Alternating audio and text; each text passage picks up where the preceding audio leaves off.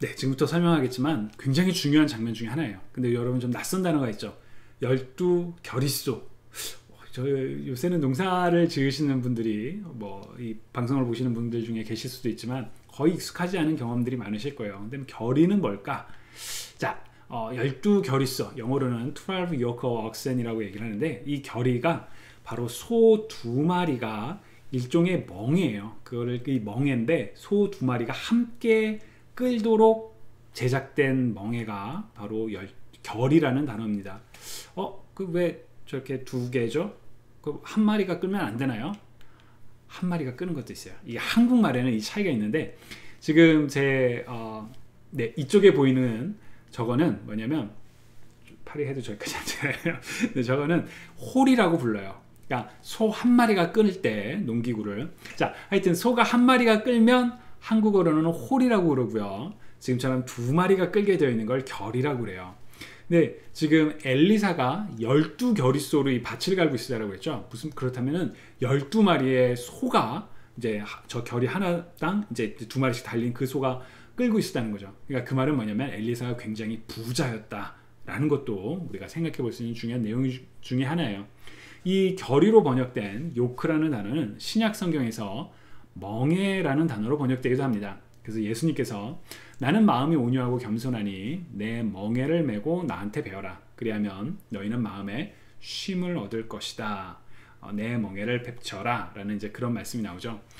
저 멍에 막 이렇게 막 뭐 죄인 같이 뭐 그런 거 아니에요? 막 이런 느낌이 들 수 있는데, 고대 근동 지역에서 멍에를 맨다라는 것은 완전한 복종을 의미합니다. 그러니까 내 멍에를 베고 나한테 배우라는 것은 뭐냐면 완전히 예수님을 주인으로 모시면서 예수님의 곧 주인의 생각과 그리고 그 주인과의 친밀한 관계 안에 거하면서 함께하는 것, 그런 의미가 바로 멍에를 매다라는 단어의 의미가 있다고 합니다. 이제 예수님께서 내 멍에를 매라 라는 것은 뭐 나의 뭐 이렇게 짐을 져라 라는 게 보다는 예수님을 따라라, 예수님을 완전히 순종해라 라는 그런 의미가 있다라고 해석을 합니다. 이 멍에가 또 하나 좀 재밌게 등장하는 부분이 바로 고린도후서 6장 14절, 우리 그 몇 주 전에도 한번 했었죠. 믿지 않는 사람들과 멍에를 함께 매지 마십시오. 정의와 불의가 어떻게 짝하며 빛과 어둠이 어떻게 사귈 수 있겠습니까? 이제 이 내용을 이제 뭐 그리스도인이 비그리스도인과 결혼할 수 있나요 없나요? 라는 이제 그런 내용으로 이야기를 했었는데, 문맥상 이 바울이 이 말을 했던 맥락상에 믿지 않는 사람들과 멍에를 함께하지 말라는 것은 믿지 않는 사람들로 인해서 바울이 전한 복음을 오해하고 그래서 하나님으로부터 멀어지는 그런 일을 당하지 않도록 함께하지 마십시오 라는 그런 표현입니다.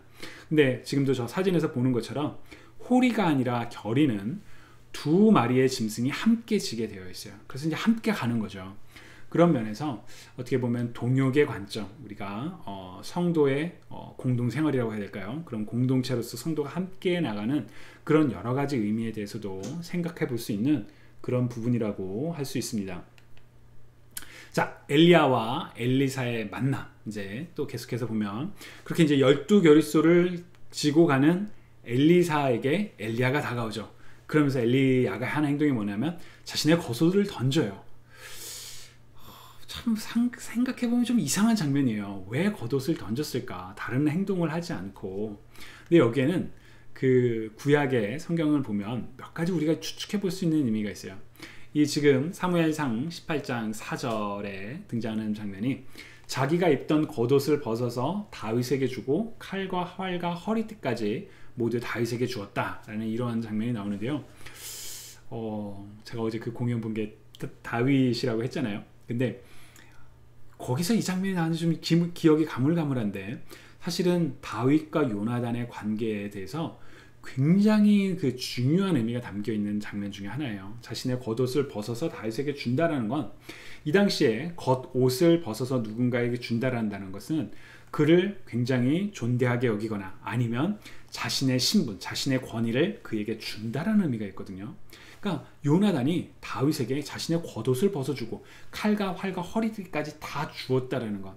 이걸 어떤 사람들이 이게 뭐 동성애다 막 이렇게 해석을 하는데, 그런 의미가 아니라 그만큼 다윗을 귀하게 여기면서 그 다윗을 세워주는 요나단의 모습을 보여주는 표현이거든요. 이 비슷한 내용이 창세기에도 등장해요. 요셉이 바로의 이집트의 파라오 왕의 꿈을 해석하고 난 다음에 내가 너를 이집트의 총리로 세운다라고 할 때 옥새 반지를 빼서 요셉의 손가락에 꼭 끼우고 이제 자신 그 겉옷을 입히는 장면이 나오거든요. 그러니까 그리고 여러분 탕자의 비유에서도 그 탕자가 돌아왔을 때 아버지가 종들에게 야 겉옷 갖다 입혀 라고 얘기를 하잖아요. 그게 뭐 옷이 헐벗고 해서 주는 의미도 있다고 생각해 볼 수도 있지만 한편으로는 그 권위를 주는 그런 중요한 장면입니다. 그러니까 엘리야가 엘리사에게 야 내가 엘리야인데 말이지 너 나 따라올래? 이게 아니라 겉옷을 먼저 딱 주는 거예요. 내 권위를 너에게 준다. 엘리사는 그걸 탁 캐치하고 쫓아가죠. 쫓아가서 내가 부모님에게 인사하고 오겠습니다 라고 했을 때 엘리야가 굉장히 의미심장한 말을 해요. 여러분 어떤 말을 하는지 기억나시나요? 바로 이 말인데요. 돌아가라 내가 내게 어떻게 행하였느냐. 사실 굉장히 이상한 장면이에요. 엘리야는 자신의 겉옷을 벗어서 엘리사에게 주고 그래서 엘리사가 쫓아와서 나를 따르겠습니다. 근데 제가 부모님께 가서 인사하고 오겠습니다 라는 말을 할 때 돌아가라 내가 내게 어떻게 행하였느냐. 왜 불러놓고 돌아가라고 그러지? 이게 무슨 의미일까? 그래서 제가 다른 번역본들을 찾아봤어요. 아까 처음 시작에도 말씀드렸지만 성경의 어떤 표현이 의미가 좀 잘 다가 안 올 때는 여러 가지 의미를 좀 번역본들을 이렇게 살펴보는 게 좋습니다. 새 번역에서는 내가 내게 무엇을 할게 그러느냐 비슷하죠. 내가 내게 무엇을 하였느냐 우리말도 비슷하고요. 쉬운 성경은 말리지 않겠다. 이건 좀 의미를 좀 많이 이제 가서 해석을 한 거예요. 그러면 말리지 않겠다라고 하면 그래 빨리 갔다 와 이런 의미로까지 해석할 수 있는. 그래서 이제 너무 이렇게 저는 개인적으로 쉬운 성경도 좋아하거든요. 근데 너무 그것만을 맹신하면 안 된다 라는 이제 그런 예로 생각해 볼 수도 있고요. NLSB Go back again 돌아가라. For what have I done to you? 내가 너에게 무엇을 했느냐? 우리 번역하는 그 내용이 나오죠. 근데 New Living Translation은 Going back, but think about what I have done to you. 돌아가. 근데 내가 너에게 뭘 했는지 생각해봐. 라고 얘기를 하죠.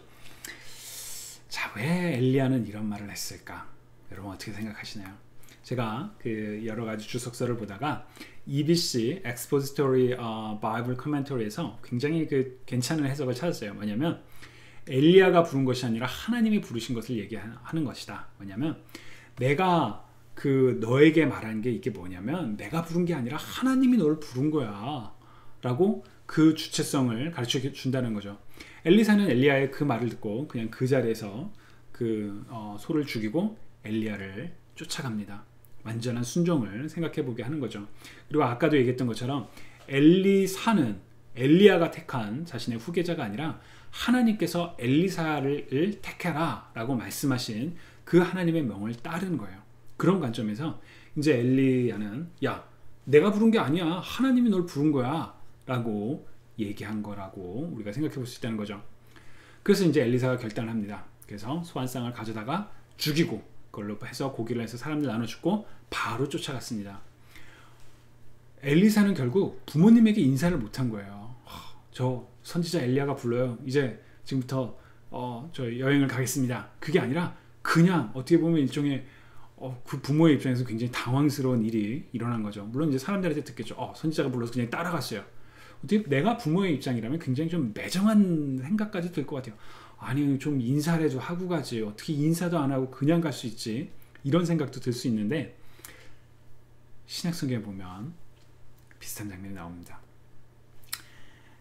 또 다른 사람이 말했습니다. 주여 저는 주를 따르겠습니다. 하지만 제가 먼저 가서 가족들에게 작별 인사를 하게 해주십시오. 예수께서 그에게 대답하셨습니다. 누구든지 쟁기를 잡고 뒤를 돌아보는 사람은 하나님 나라에 적합하지 못하다. 딱 엘리야가 엘리사를 만나서 엘리야가 엘리사를 부르던 그 장면과 너무 겹치는 장면이죠. 나 지금 가서 인사하고 올게요. 쟁기를 잡고 뒤를 돌아보는 사람은 하나님 나라에 적합하지 못하다. 이 사람은 지금 안 따라오겠다는 것도 아니에요. 가서 인사하고 따라갈게요 라고 얘기를 하는 건데 예수님이 이렇게 단호하게 말씀하시죠. 그래서 제가 이제 이 내용을 보면서 원래 성경 본문은 이번에 지금 정해진 본문은 열왕기 하 2장이거든요. 근데 이걸로 지금 바꾸려고 그래요. 설교 내용 자체를. 뭐냐면 우리가 일종의 discipleship, 예수님을 따른다는 그 의미가 무엇인가? 정말 과감한 결단, 그리고 하나님께서 나를 부르셨다는 것에 대한 분명한 인지, 그런 것들이 우리에게 필요하다. 이제 그런 내용으로 좀 말씀을 나누면 어떨까라고 생각이 드는데요. 엘리사의 그런 과감한 결단의 모습이 있었기 때문에 오늘 우리가 아까 읽었던 열왕기하 2장에서 엘리야가 이제 나는 지금 이제 하나님께서 나를 부르셔서 난 떠나야 돼라고 하지만 내가 하나님의 살아계심을 두고 맹세하노니 그리고 당신의 선생님의 살아계심을 두고 맹세하노니 내가 끝까지 함께하겠습니다 라고 말했던 그 모습이 바로 이 모습이 있었기 때문에 연관되는 엘리사가 이런 마음으로 엘리야를 따랐구나 라는 것을 생각하게 하는 굉장히 중요한 본문이라고 할 수 있습니다. 엘리야의 마지막을 알면서 동행 그리고 따라가는 이 엘리사의 모습, 내가 이걸 생각하면서 이게 엘리야가 마지막 순간인데 심지어 이제 몇몇 선지자들이 와서 오늘 당신의 선생님을 하나님이 데려갈 거 알고 있냐고 했더니 나도 안다 조용히 해라 라고 이제 그러면서 계속 쫓아가잖아요. 그리고 꽤 여러 장사를 가요. 베델에서 나중에 요단강을 건너서까지 쭉 가는데 그러면서도 끝까지 쫓아가는 모습, 우리 한국 속담에 정승의 집에 개가 죽으면 문상을 가도 정승이 죽으면 문상을 가지 않는다 그런 속담이 있잖아요. 왜냐면 개가 죽으면 정승의 집에 죽으면 아직 정승이 살아있으니까 어떻게든지 잘 보이려고 하는데 정작 정승이 죽으면 이제 뭐 거기는 안 가도 돼 이렇게 사람들이 생각한다는 거죠. 엘리야가 이제 죽고 나면 더 이상 뭐 엘리야는 존재하지 않으니까요. 근데 엘리사는 끝까지 엘리야의 마지막을 함께 하기 위해서 동행합니다. 정말 어떻게 보면 그 followship, 그렇게 또 쫓아가는 것, 그거 섬기고 그 동행하는 그 모습을 우리로 하여금 생각하게 하는 굉장히 중요한 그런 장면이라고 할 수 있습니다.